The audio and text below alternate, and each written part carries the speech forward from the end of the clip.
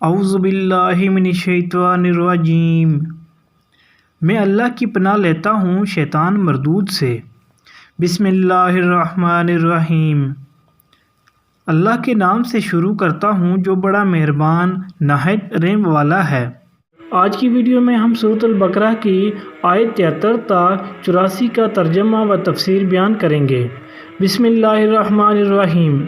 اس وقت ہم نے حکم دیا کہ مقتول کی لاش کو اس کے ایک حصے سے ضرب لگاؤ۔ دیکھو اس طرح اللہ مردوں کو زندگی بخشتا ہے اور تمہیں اپنی نشانیاں دکھاتا ہے تاکہ تم سمجھو، مگر ایسی نشانیاں دیکھنے کے بعد بھی آخر کار تمہارے دل سخت ہو گئے، پتھروں کی طرح سخت، بلکہ سختی میں کچھ ان سے بھی بڑے ہوئے، کیوں نہ کہ پتھروں میں سے تو کوئی ایسا بھی ہوتا ہے جس میں سے چشمے پھوٹ بہتے ہیں، کوئی پھٹتا ہے اور اس میں سے پانی نکل آتا ہے، اور کوئی خدا کے خوف سے لرز کر گر بھی پڑتا ہے۔ اللہ تمہارے کرتوتوں سے بے خبر نہیں ہے۔ اے مسلمانوں، اب کیا ان لوگوں سے تم یہ توقع رکھتے ہو کہ یہ تمہاری دعوت پر ایمان لے آئیں گے؟ حالانکہ ان میں سے ایک گروہ کا شیوہ یہ رہا ہے کہ اللہ کا کلام سنا اور پھر خوب سمجھ بوجھ کر دانستہ اس میں تعریف کی۔ محمد رسول اللہ صلی اللہ علیہ وسلم پر ایمان لانے والوں سے ملتے ہیں تو کہتے ہیں کہ ہم بھی انہیں مانتے ہیں، اور جب آپس میں ایک دوسرے سے تخلیے کی بات چیت ہوتی ہے تو کہتے ہیں کہ بے وقوف ہو گئے ہو، ان لوگوں کو وہ باتیں بتاتے ہو جو اللہ نے تم پر کھولی ہیں، تاکہ تمہارے رب کے پاس تمہارے مقابلے میں انہیں حجت میں پیش کریں۔ اور کیا یہ جانتے نہیں ہیں کہ جو کچھ یہ چھپاتے ہیں اور جو کچھ ظاہر کرتے ہیں، اللہ کو سب باتوں کی خبر ہے۔ ان میں ایک دوسرا گروہ امیوں کا ہے جو کتاب کا تو علم رکھتے نہیں، بس اپنی بے بنیاد امیدوں اور آزمائشوں کو لیے بیٹھے ہیں اور محض وہم و گمان پر چلے جا رہے ہیں۔ پس ہلاکت اور تباہی ہے ان لوگوں کے لیے جو اپنے ہاتھوں سے شرع کا نوشتہ لکھتے ہیں، پھر لوگوں سے کہتے ہیں کہ یہ اللہ کے پاس سے آیا ہوا ہے تاکہ اس کے معاوضے میں تھوڑا سا فائدہ حاصل کر لیں۔ ان کے ہاتھوں کا یہ لکھا بھی ان کے لیے تباہی کا سامان ہے، اور ان کی یہ کمائی بھی ان کے لیے موجب ہلاکت، اور کہتے ہیں کہ دوزخ کی آگ ہمیں ہرگز چھونے والی نہیں، الا یہ کہ چند روز کی سزا مل جائے تو مل جائے۔ ان سے پوچھو کیا تم نے اللہ سے کوئی عہد لے لیا ہے جس کی خلاف ورزی وہ نہیں کر سکتا؟ یا بات یہ ہے کہ تم اللہ کے ذمہ ڈال کر ایسی باتیں کہہ دیتے ہو جن کے متعلق تمہیں علم نہیں ہے کہ اس نے ان کا ذمہ لیا ہے؟ آخر تمہیں دوزخ کی آگ کیوں نہ چھوئے گی؟ جو بھی بدی کمائے گا اور اپنی خطا کاری کے چکر میں پڑا رہے گا وہ دوزخی ہے، اور دوزخی میں وہ ہمیشہ رہے گا، اور جو لوگ ایمان لائیں گے اور نیک عمل کریں گے وہی جنتی ہیں، اور جنت میں وہ ہمیشہ رہیں گے۔ یاد کرو اسرائیل کی اولاد سے ہم نے پختہ عہد لیا تھا کہ اللہ کے سوا کسی کی عبادت نہ کرنا، ماں باپ کے ساتھ، رشتہ داروں کے ساتھ، یتیموں اور مسکینوں کے ساتھ نیک سلوک کرنا، لوگوں سے بھلی بات کہنا، نماز قائم کرنا اور زکوٰۃ دینا، مگر تھوڑے آدمیوں کے سوا تم سب اس عہد سے پھر گئے اور اب تک پھرے ہوئے ہو۔ پھر ذرا یاد کرو ہم نے تم سے مضبوط عہد لیا تھا کہ آپس میں ایک دوسرے کا خون نہ بہانا اور نہ ایک دوسرے کو گھر سے بے گھر کرنا۔ تم نے اس کا اقرار کیا تھا، تم خود اس پر گواہ ہو۔ یہ تھا سورۃ البقرہ کے 9ویں رکوع کا ترجمہ۔ اب سورۃ البقرہ کی آیت 73 تا 84 کی تفسیر۔ اس مقام پر یہ بات تو بالکل صریح معلوم ہوتی ہے کہ مقتول کے اندر دوبارہ اتنی دیر کے لیے جان ڈالی گئی کہ وہ قاتل کا پتہ بتا دے، لیکن اس غرض کے لیے جو تدبیر بتائی گئی تھی، یعنی لاش کو اس کے ایک حصے سے ضرب لگاؤ، اس کے الفاظ میں کچھ ابہام محسوس ہوتا ہے، تاہم اس کا قریب ترین مفہوم وہی ہے جو قدیم مفسرین نے بیان کیا ہے، یعنی یہ کہ اوپر جس گائے کے ذبح کرنے کا حکم دیا گیا تھا اسی کے گوشت سے مقتول کی لاش پر ضرب لگانے کا حکم ہوا۔ اس طرح گویا بے کرشمہ دو کار ہوئے، ایک یہ کہ اللہ کی قدرت کا ایک نشان انہیں دکھایا گیا، دوسرے یہ کہ گائے کی عظمت و تقدس اور اس کی معبودیت پر بھی ایک کاری ضرب لگی کہ اس نام نہاد معبود کے پاس اگر کچھ بھی طاقت ہوتی تو اسے ذبح کرنے سے ایک آفت برپا ہو جانی چاہیے تھی، نہ کہ اس کا ذبح ہونا الٹا مفید ثابت ہو۔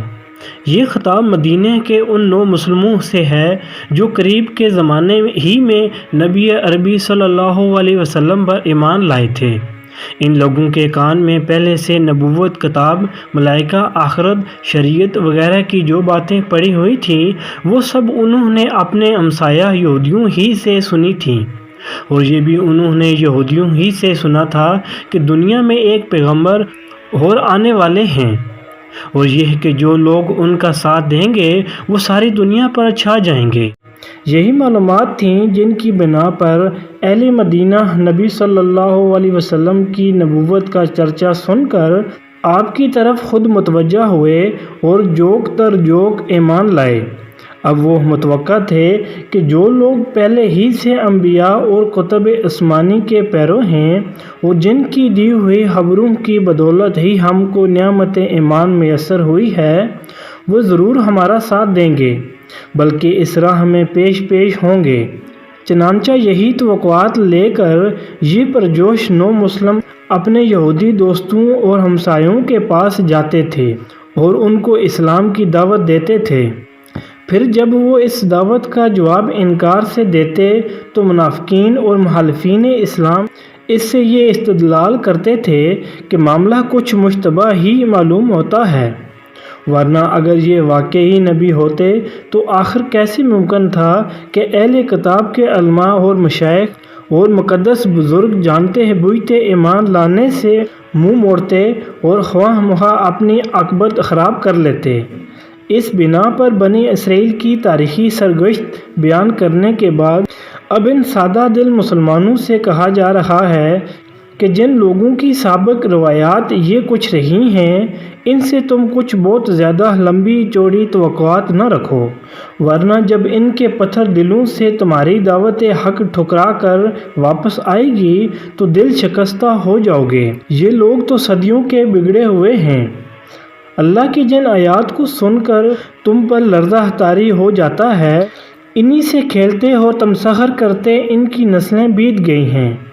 دین حق کو مسخ کر کے یہ اپنی خواہشات کے مطابق ڈال چکے ہیں اور اسی مسخ شدہ دین سے یہ نجات کی امیدیں باندھے بیٹھے ہیں۔ ان سے یہ توقع رکھنا فضول ہے کہ حق کی آواز بلند ہوتے ہی یہ ہر طرف سے دوڑے چلے آئیں گے۔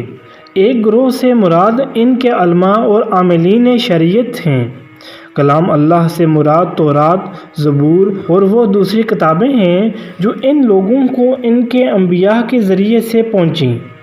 تحریف کا مطلب یہ ہے کہ یہ بات کو اصل معنی و مفہوم سے پھیر کر اپنے خواہش کے مطابق کچھ دوسرے معنی پہنا دینا جو قائل کے منشا کے خلاف ہوں۔ نیز الفاظ میں تغییر و تبدیل کرنے کو بھی تحریف کہتے ہیں۔ علماء بنی اسرائیل نے یہ دونوں طرح کی تحریفیں کلام الہی میں کی ہیں، یعنی وہ آپس میں ایک دوسرے سے کہتے تھے کہ تورات اور دیگر کتب آسمانی میں جو پیشین گوئیاں اس نبی کے متعلق موجود ہیں یا جو آیات اور تعلیمات ہماری مقدس کتابوں میں ایسی ملتی ہیں جن سے ہماری موجودہ روش پر گرفت ہو سکتی ہے، انہیں مسلمانوں کے سامنے بیان نہ کرو، ورنہ یہ تمہارے رب کے سامنے ان کو تمہارے خلاف حجت کے طور پر پیش کریں گے۔ یہ تھا اللہ کے متعلق ان ظالموں کے فساد عقیدہ کا حال۔ گویا وہ اپنے نزدیک یہ سمجھتے تھے کہ اگر دنیا میں وہ اپنی تعریفات اور اپنی حق پوشی کو چھپا لیں گے تو آخرت میں ان پر مقدمہ نہ چل سکے گا۔ اسی لیے بعد کے جملہ مترجمہ میں ان کو تنبیہ کی گئی ہے کہ کیا تم اللہ کو بے خبر سمجھتے ہو؟ یہ ان کے عوام کا حال تھا، علم کتاب سے کورے تھے، کچھ نہ جانتے تھے کہ اللہ نے اپنی کتاب میں دین کے کیا اصول بتائے ہیں، اخلاق اور شرع کے کیا قواعد سکھائے ہیں، وہ انسان کی فلاح و خسران کا مدار کن چیزوں پر رکھا ہے۔ اس علم کے بغیر وہ اپنے مفروضات اور اپنی خواہشات کے مطابق گھڑی ہوئی باتوں کو دین سمجھے بیٹھے تھے اور جھوٹی توقعات پر جی رہے تھے۔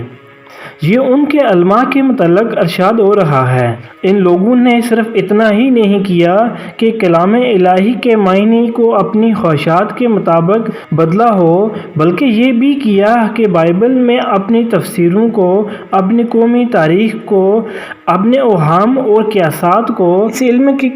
اس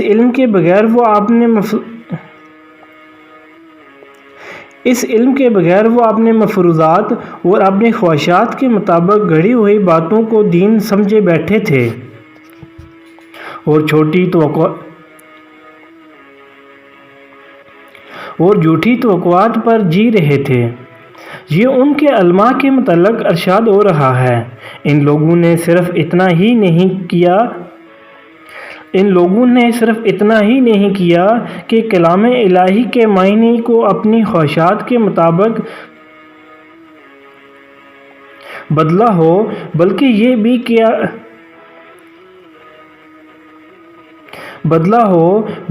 بھی کیا کہ بائبل میں اپنی تفسیروں کو، اپنی قومی تاریخ کو،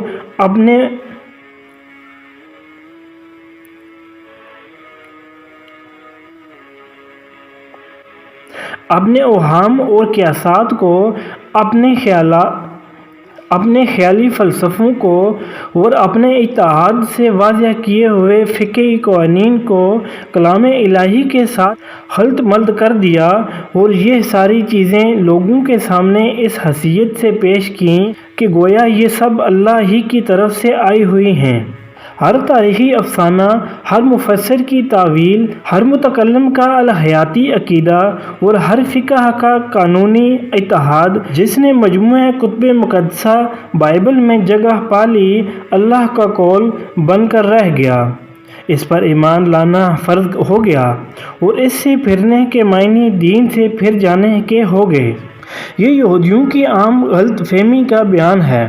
جس میں ان کے عامی اور عالم سب مبتلا تھے۔ وہ سمجھتے تھے کہ ہم خواہ کچھ کریں، بہرحال چونکہ ہم یہودی ہیں لہذا جہنم کی آگ ہم پر حرام ہے، اور بالفرض اگر ہم کو سزا دی بھی گئی تو بس چند روز کے لیے وہاں بھیجے جائیں گے اور پھر سیدھے جنت کی طرف پلٹا دیے جائیں گے۔ یہ تھا سورۃ البقرہ کے 9ویں رکوع کا ترجمہ و تفسیر۔